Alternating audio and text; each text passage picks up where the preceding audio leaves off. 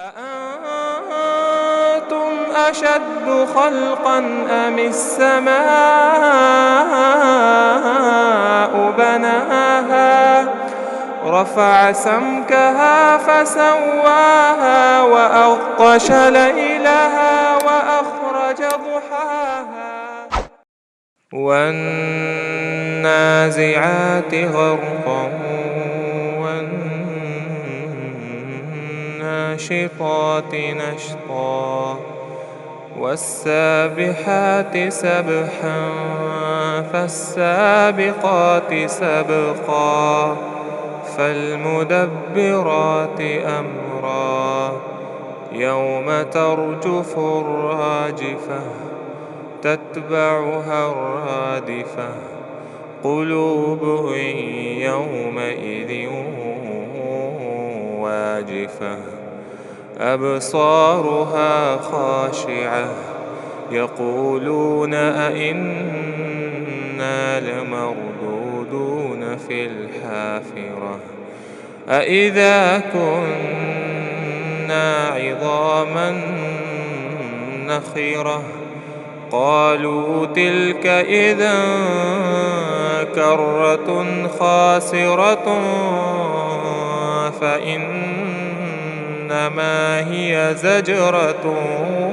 واحدة فإذا هم بالساهرة هل أتاك حديث موسى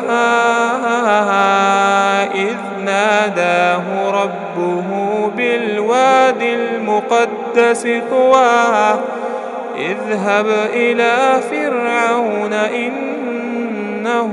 طغى فقل هل لك إلى أن تزكى وأهديك إلى ربك فتخشى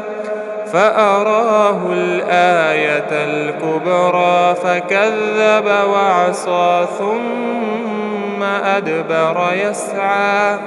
فحشر فنادى فقال أنا ربكم الأعلى فأخذه الله نكال الآخرة والأولى إن في ذلك لعبرة لمن يخشى أأنتم أشد خلقا أم السماء بناها رفع سمكها فسواها وأغطش ليلها وأخرج ضحاها والأرض بعد ذلك دحاها أخرج منها ماءها ومرعاها والجبال أرساها متاعا لكم ولأنعامكم فإذا جاءت الطامة الكبرى يوم يتذكر الإنسان ما سعى وبرزت الجحيم لمن يرى فأما من طغى وآثر الحياة الدنيا فإن الجحيم هي المأوى وأما